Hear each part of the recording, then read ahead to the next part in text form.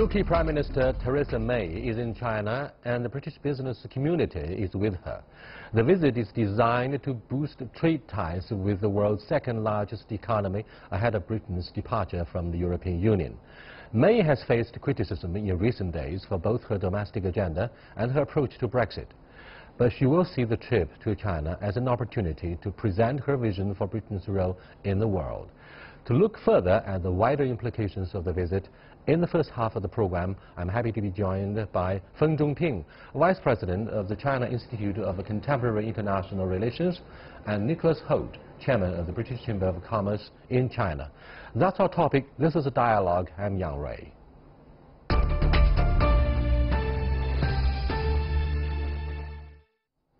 Zhongping, are you confident that the current three-day official visit by Prime Minister May will help intensify what is called golden era between the two countries? I think for UK, which you mentioned, is going to leave the European Union. Brexit is going to be a very important factor in her mind during her trip in China. So, in other words, the UK need new friends, which you can say new market. 43 years ago, when the UK decided to join the European Union, that time it was called European Community, the primary reason was the market attractive, the huge European continent market.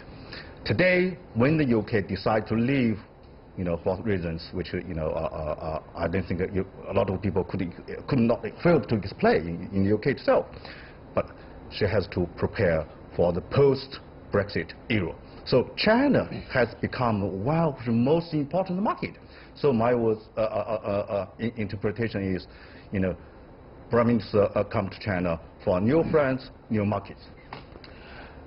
Nick, Charles Dickens is the author of Great Expectations, right? But we live in good times and also bad times concurrently.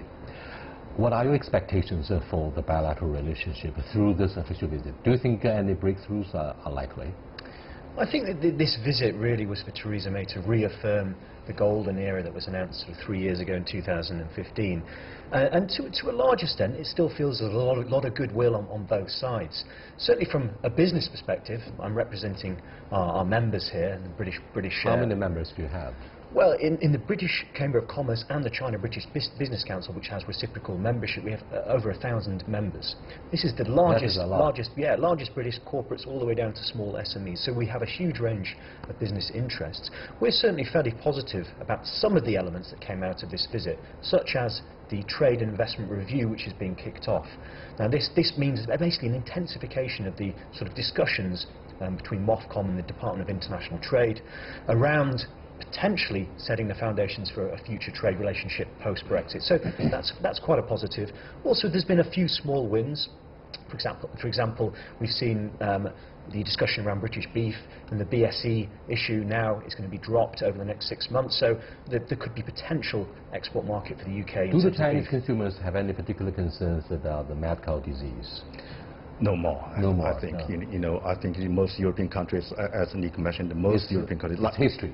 History, yes. Most European leaders come to China to sell their good agricultural production. By the way, MCHA is viewed for years as the strongest lobby groups that support the US-China relationship. Do you think the British Chamber of Commerce plays much the same role in defending this relationship, which could be called into question by the media crusade in Europe? They talk a lot about human rights, blah, blah, blah. Well, as the British Chamber of Commerce, we're focused on business and representing our members' interests, and that's first and foremost. Certainly, in the past, the European Chamber has, because Europe has been negotiating any trade deals on behalf of Britain, it's always been the European Chamber who's done the lobbying. Now, as we move to sort of post-Brexit world, or we're still pre-post-Brexit world, but the British Chamber of Commerce is sort of changing its role, and we are becoming more vocal. We are listening a lot more to our members and hearing about. Let me put my question this way, Nick. Were you consulted by people of the Prime Minister's office, Downing Street, ahead of her trip? We have a strong dialogue with the Department of International Trade here in Beijing. So they sit on our executive committee ex officio. So the Department of International Trade talk with us every month, and we're feeding in the views of our members around the business environment and market access issues. Well, a honeymoon trip might be one thing that politicians and diplomats talk about. Journalists care about disputes, tensions, problems, challenges ahead, if any. Zhongping, there have been tensions ahead of the 3-day visit as May departed for China with a blunt warning that Beijing must play by global rules, saying that the two countries will not always see eye to eye. Of course, no relationship is perfect. We have global issues and bilateral challenges. How do you interpret this? What will it mean for the ongoing golden era? Well, I think, UK is not exceptional. Actually, I followed all this, for European leaders' visit to China, because China's relations with European countries, including UK, are primarily a trade, economic cooperation. So the market access is always a major concern for European leaders. I realize, the words they use most frequent today is reciprocity, which means, Chinese companies, whatever they, the conditions they enjoyed in the European countries, they demand to enjoy the same thing for European companies in China.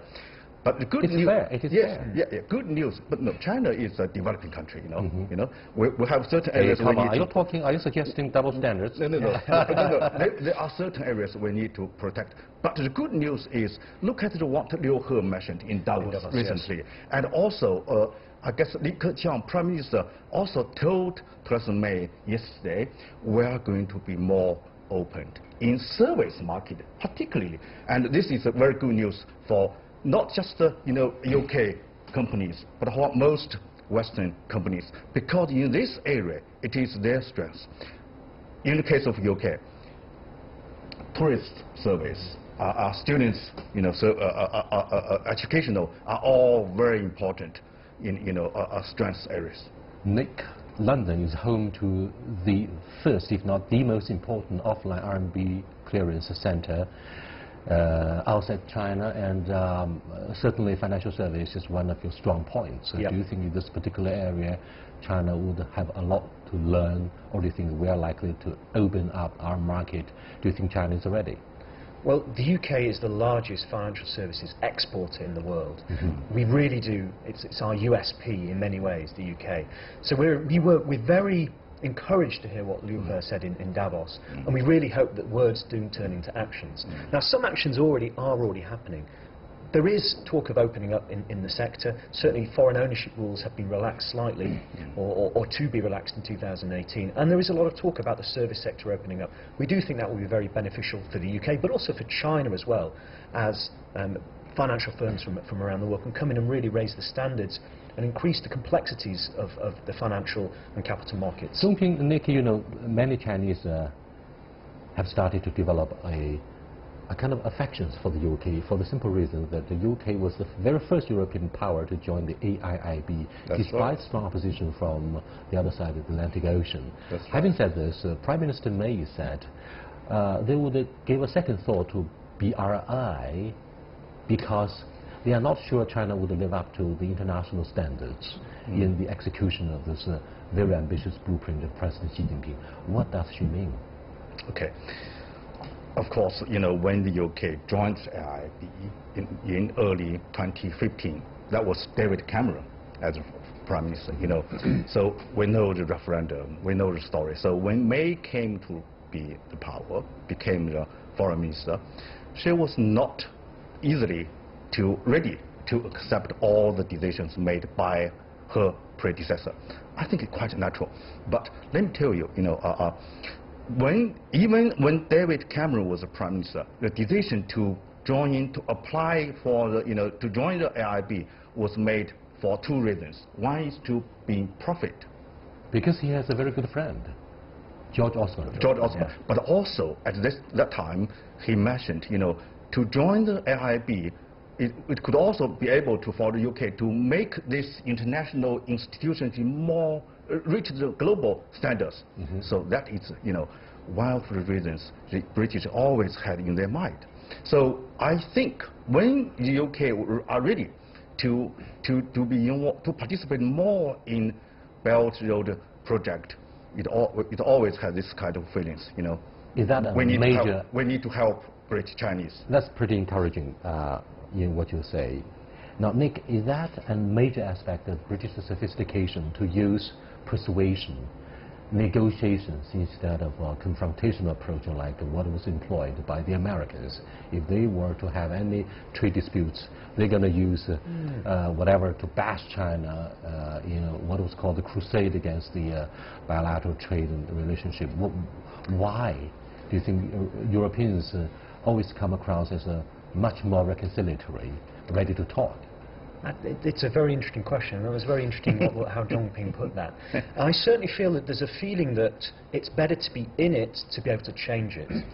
If you're standing on the outside, you can't change it. But if you're inside it, or you come in under the right terms to have a mandate to change it, then you have more control. And I think that's something that's to be said about the AIB, and also what the discussions around standards with the Belt and Road Initiative. Very quickly, what are your answers to a question raised by Prime Minister May on the alleged Chinese dumping of some of the products like special steel? That's raised, I mean, this question is raised in the context of their refusal to grant China the market economic status using the surrogate approach. Very quickly, your answer. Old problem, but China need to solve this together with other countries in Europe as well.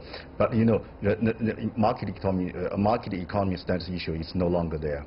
The EU at the moment, UK is still a member of the European Union. EU is using new method to do this.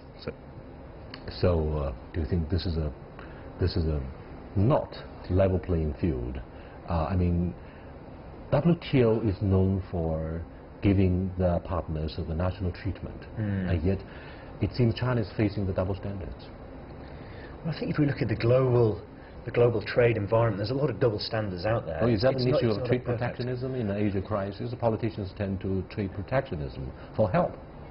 Yeah, I mean, it depends how you're measuring it and how the EU would be measuring this sort of the steel dumping that they've been calling out. Certainly that could be seen as protectionism, but I think ultimately, as Zhongping says, it has to be a dialogue between countries to solve an issue that's actually been talked about for a number of years now.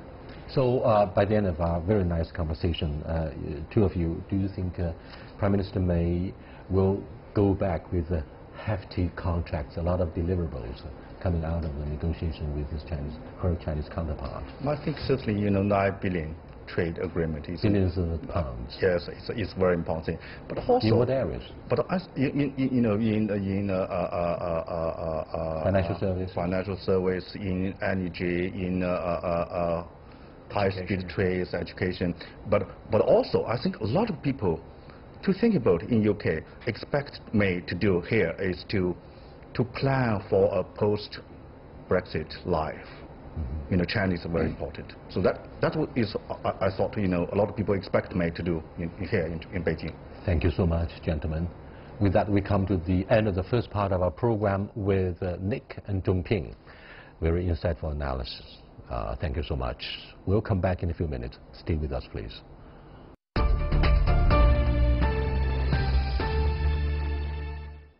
Welcome back.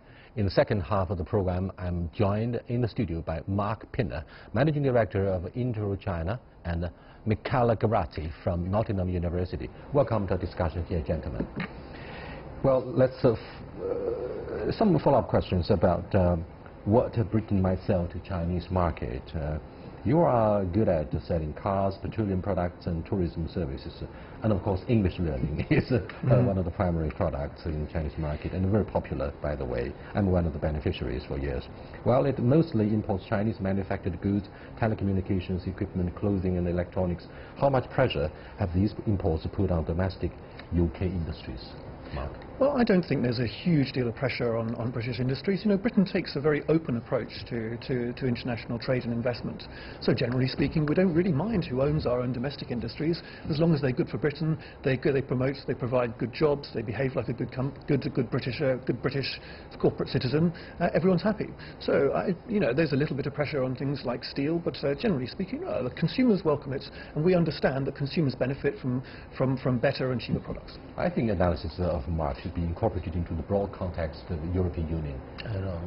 Britain still remains a member of the European Union at this moment. What can you say about the deliverables that Prime Minister May take home? Well, technically the UK is member of the Union now, but it won't be so in a year's time. 1 year from now, Of yes. course, Theresa is looking forward, as it should be. You mentioned the EU is very important. I think today I was talking to some members of the European Parliament just before, and they are very worried that the UK succeeds at doing deals with China, because that would show that there is life out of the EU. You know, we like and this is the sweet worst competitions. You know, we are the beneficiary of whatever dogfights between the UK and continental Europe. China wins because you can then choose. You have two doors to enter the European market: the proper, let's say, the bigger union, and the UK, in addition to Switzerland and the other non-EU members. So, in a way, it could be advantageous also for China to have this Brexit, if China plays it well. How could the UK and China better engage each other, coordinating the implementation of China's Belt and Road Initiative once European concerns have been properly addressed by Beijing, Mark? Well, I don't know, perhaps we're looking in third parties as well. I mean, the Belt and Road Initiative covers a huge range of countries around the world, but there are many opportunities both in, say, Britain, in China, but also in these other third countries around the world where British companies, particularly things like British services, may be able to facilitate Chinese investment. For example, it's things like risk analysis, risk analysis of individual projects. That's the sort of thing where British companies are extremely good at and would actually help Chinese investment in, say, Central Asia. Do you think it's a threat that the UK could play a very important role in facilitating the execution of Belt and Road? No, it would be an opportunity. The UK is probably, I'm Italian, I shouldn't say that. The UK is the only country in Europe that understands financial services very well, understands diversifying investment. I used to work in investment banking, so I know a little bit of it, and this is what China lacks. The Shanghai stock market has been around for less than and I'm not very old, I've been working in the city in London. And so only 20 years experience. UK has a long experience, and that's why China also looks at the Hong Kong market as an example to adapt and things that they can learn on how to implement into the Shanghai stock market. But from an industrial point of view, investment, diversification into Central Asia, China is a very, this Belt and Road Initiative is something that's never been done before. It's a new territory even for China, whether it is about exporting the Chinese model into Eastern Asia or to Africa, the urbanization infrastructure-based model, all done successfully in China because it's one country, and for 40 years one group of people have decided. But when you go and deal with the 50 countries, the localization of that strategy becomes difficult. And so the help of other countries like the UK that have complementary expertise should be most welcomed by the Chinese, with no fear of losing money. It's a win-win, just like in trade, even in investment. I do what you cannot do very well, and vice versa. Well, the Chinese authorities and those observers who follow the bilateral relationship were caught a little bit unprepared and were surprised to find out that, to hear Prime Minister May said ahead of the trip that until China could live up to the international standards, the British government would not be proactively involved in the Belt and Road Initiative. What are the uncertainties concerning the international standards that the British government cares so much? Well, I think Britain just looks towards this sort of transparency, global standards, and like I mentioned earlier, the British approach to investment is to be very open, transparent, and to welcome other countries to be involved in investment. And I think Britain wants to be involved. Britain wants to be involved in those kinds of projects looking abroad as well. So I suspect it's just using the same kind of model that Britain sort of favours when it comes to trade and investment, and projecting that elsewhere, and looking to see where there are ways that Britain can help facilitate that kind of investment, that kind of approach, and actually to encourage China, because I think China's actually done a very bold thing in looking externally like this, and I think it's a great opportunity for everyone. Do you think the issue of transparency should be featured prominently by the Western media, or we have a lot more to do to live up to the expectations of our European partners in Belt and Road?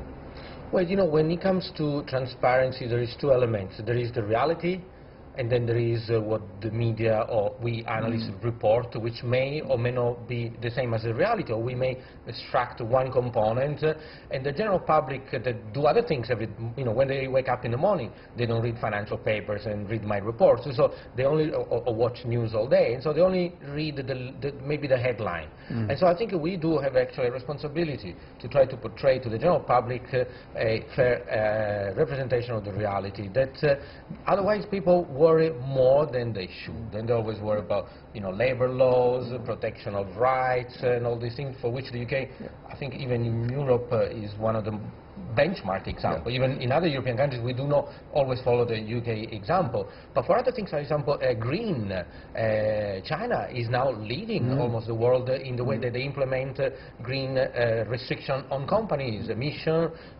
painting companies and stuff like that, so that it becomes now harder to do business in China than maybe doing in other, let's say, more developed countries on that aspect. And another area where I think the UK may be able to help is things like its institutions. So the British institutions of government have been around for many, many, many years. I mean, literally, with some of them hundreds of years, with things like the Bank of England. And these kinds of institutions with this sort of long period of respect and understanding by the markets may be an area where Britain has experiences and expertise that may be able to help China in many of these other parts of the world. There's no question that we will benefit a lot from the British sophistication in exercising very good governance, financially, or how to institutionalize the governance one way or another. Well, whenever we look at the relationship between China and European countries, there's always something that we cannot avoid. That's the issue of human rights. Of course, politicians come under scrutiny by Western media that this must be prioritized. Any trade relationship must not be done at the cost of their concerns on human rights. Do you think this will cause some kind of grievances from the Chinese host? I don't think so. I mean, I don't know if she'll raise this, but if she does, I suspect it will just be in private and be a normal element of the bilateral relationship between the UK and China. Another concern on the agenda between the two governments is the way they treat Huawei. Huawei has been barred by American government from merger and acquisition in their market.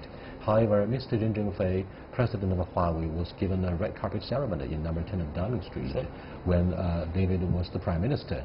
What's going on there? I mean, there's always this factor of national security. It could be always cited as something to justify trade protectionism. Yes. I mean, this is a haunted specter, isn't it? Well, in a way, it is an excuse. We are a liberal market, so-called. I personally am not so much, but my government seems to be. And so when we want to do some protectionist measure, we need to find an excuse, like dumping, like who owns Huawei, security, strategic industry. But I tell you something. I think 15 years ago, I was in the room when British Telecom, who used to buy equipment from Marconi, announced a new contract with Huawei, and Marconi went bankrupt on that day. A British company supplying British equipment to a British telecom company, and the operator, BT, British Telecom, chose, amongst other things, to sign a contract with Huawei. It was the first contract that Huawei won in the UK. I think it was 2003, 2004, I can't remember exactly. And so, again, like you said, the UK... What message did it deliver? Cheap, good quality, yeah, made in China, but made in cheap? What do you mean by cheap? Well, the equipment was cheaper than the one supplied. The politically correct word, I'm afraid, is very competitive. If you think cheap, come on. Well, no, I don't mean... We don't mean cheap, bad feeling about we don't mean cheap like cheap clothes. I mean cheap as in good value for money. And that's why it was chosen over a native supplier. It is as if China Mobile, instead of buying from Huawei, were to buy from Ericsson for the development of the 5G network in China. Very bold move by British Telecom. One more question about the issue of national security. What's the latest on Hinkley Point? Well, I don't know about the latest, but I think when you look back, if you're relating to this to Theresa May's decision... The project was put on hold by Prime Minister May in the early days of her office, right? It was put on hold very briefly, but you have to remember that when she came to office, she was faced with a decision within about a week of actually becoming Prime Minister of making the decisions whether to proceed with Hinkley Point. Now, Hinkley Point is a major infrastructure project with a value of billions. So I think it was completely normal for her to want to review the costs of this when she came to office. She wasn't involved with that before she came to office, and she wanted to review it. And the result of the review was actually just to go ahead with Hinkley Point. So I think it was perfectly sensible for her to do so, and the result of it was that she approved the decision to go ahead with it. The last question is very much about the strategy. Well, I don't want to talk smart about strategy. However, Prime Minister David Cameron offered to play a role of bridge between the United States and China, which has been unfortunately regarded by hawks in the Pentagon, the State Department, the White House as a strategic competitor. That takes us back to the Cold War. So do you think the UK is in a better position to play such a role of bridge so that tensions and rivalry, mistrust, hopefully, could be reduced? Perhaps. I think the UK wants to be a strategic partner for China, right? Not a strategic competitor, and that's hence what the golden era is all about. So, and if in that way that Britain can help to be friends with both sides and help to sow trust between both sides, I think that's a good thing. Yeah, it's a diplomatic rhetoric to say, oh, it's a good thing, but what specifically can be done by the UK from the Italian perspective or European perspective? From the European perspective, as I said, we, not me personally, but the rest of Europe fears that the UK succeeds at establishing itself as an alternative partner in Europe to China. Not just about the golden relationship, but now out of the EU, the UK has the freedom to choose what they like. Just today we had the announcement, for example, that now British beef can be now exported back into China. Italy, we achieved the same result a month ago. France, Denmark and other countries also have it. But the thing here is that the UK may actually play an interesting role. Whatever agreement the UK manages to fix with China in terms of trade or investment, now the rest of Europe can actually look up at the UK as an example to follow. And even if we are now two different worlds, people in Brussels can come to China and say, hey, but you did this deal with London, why don't you Chinese do the same with Brussels? So a big responsibility for the UK in a way, a burden, but I think the UK is capable and happy to carry this burden. Thank you so much, gentlemen, for your meaningful participation. The next issue, which I promise will surface in our next discussion, is whether Brexit will be the beginning of European disintegration. I mean, the European Union will fall apart as a result. That's a very sexy issue for our next discussion here on Dialogue. Until next time, goodbye.